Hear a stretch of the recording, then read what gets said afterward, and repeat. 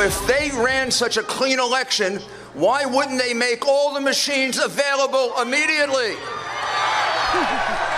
If they ran such a clean election, they'd have you come in and look at the paper ballots.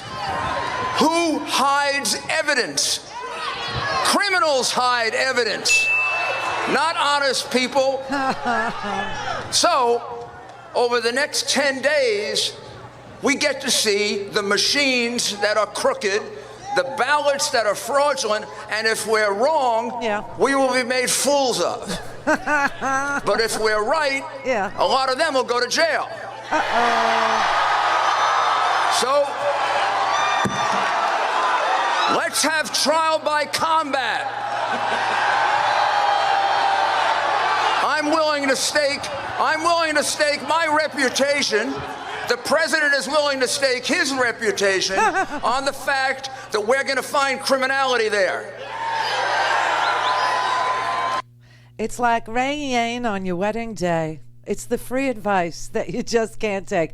This could only end in an ironic twist, because this man, this Rudy dude, this guy goes way, way back, and I am going to live long enough to find the answer to my original Rudy question, which was when Rudy sat with Martha McCallum, oh my God, on Fox and Friends, when Rudy went on Lars Larson's radio show and said out loud during the campaign of Donald Trump for president that he was in touch with active FBI agents, and now we all know how dirty the cops really are, that he was in charge of talking to active FBI agents, and that he had an October surprise. Remember that, everybody? Because this has been driving me crazy since 2015.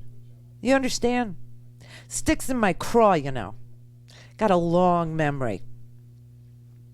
He went on Lars Larson's show, and he claimed that he talked to active agents. And he didn't want to say what the conversation was about, but we later sort of kind of learned that what Rudy was doing in the New York field office of the New York FBI was telling them, and this is going to jostle your memory, to sit on Anthony Weiner's computer, which they had taken because Anthony Weiner was texting a 16-year-old girl. And so they executed a subpoena and took his computer.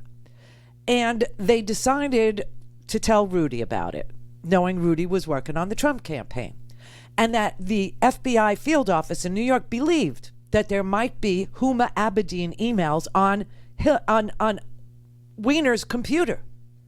And Huma Abedin was the most important right-hand person to Hillary Clinton. And if there were emails from Huma and Hillary on Anthony Weiner's computer, they could spring that on James Comey 11 days before the election of 2016 and force Comey to say that he had to reopen the investigation because Comey had testified to Congress that when he closed it, if any new emails or any new information crossed his desk, he would tell Congress. And he said it under oath.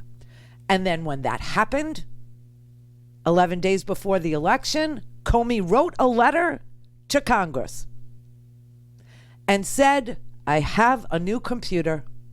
There are emails on that computer from Hillary Clinton.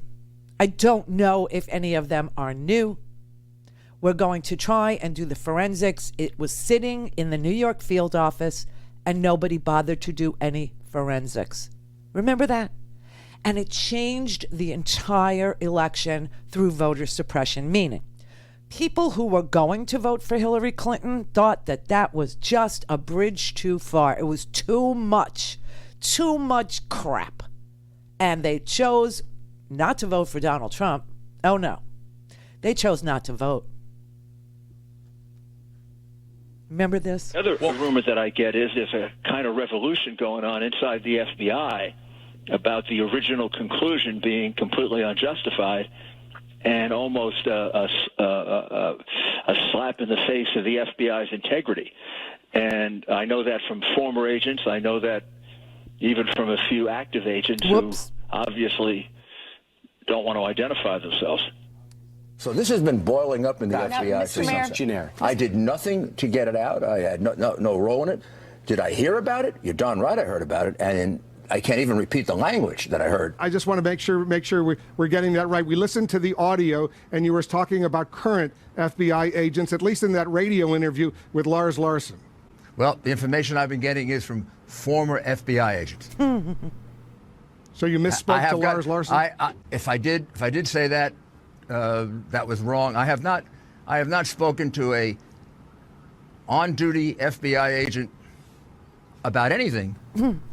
I guess for the last 10 months. I don't know. I've actually never talked about this investigation to any current member of the Justice Department or current FBI agent. I don't know if I can make it any clearer than that. You can look at my telephone records if you want. I know that from former agents. I know that even from a few active agents who obviously don't want to identify themselves. I'm out of time. Otherwise, I keep pressing you. I'm out of time. Otherwise, I keep pressing you. I'm out of time. Otherwise, I keep pressing you. That's how far back you have to go when you consider that Rudy Giuliani's house today, his apartment on Madison Avenue, was raided by the FBI today. Now, here's what we know. We know that part. Maybe we'll get an answer. I'm going to live long enough to find out what the hell happened there with Anthony Weiner's computer. I mean, James Comey is probably the only person on this planet that wants to know more than I do. And maybe he does. Maybe he does. But I want to know. Now, the reason why Rudy Giuliani's apartment was raided at 6 o'clock in the morning and his office was raided at 6 o'clock in the morning, his Park Avenue office with his, Upper East Side Madison Avenue apartment raided also at 6 o'clock in the morning, is because after the dust settled, meaning Trump was gone, he cleared out, right? When Trump lost, he challenged the election, Rudy was front and center. And we were telling you, they got a lot to lose if Trump leaves, a lot to lose, like their freedom, like their liberty, because these people committed crimes. And they need that Justice Department to continue on. They need Trump as president of the United States so that Trump can continue to violate, subpoenas. He could say, I'm president, I can't answer subpoena. For a million cases that are percolating, a million cases filed, everything from E. Jean Carroll to Summer Zervos being defamed by Donald Trump, all of these, right? And Rudy especially, because Rudy had dealings in Ukraine. Rudy was part of the Lev Parnas. See, forget about these guys, Lev Parnas and Igor Fruman. Remember them? They're from Belarus. Introduced Rudy to a whole bunch of dirty politicians in Ukraine who could give Rudy big money, like $325,000. They could launder it for him, put it into the Trump campaign, and in exchange, for the contribution, Rudy wanted them to introduce him to various oligarchs in Ukraine who would fabricate information, make up stuff, dirt about Hunter Biden, Joe Biden's son, to use in this campaign. Remember, the last campaign was using the FBI, to sit on a computer to defeat Hillary Clinton. In 2020, he was using Ukrainians, not just their money, which is completely illegal, but they were lying and saying that they could supply dirt on Joe Biden. And they literally risked national security to do it. The United States national security to do it.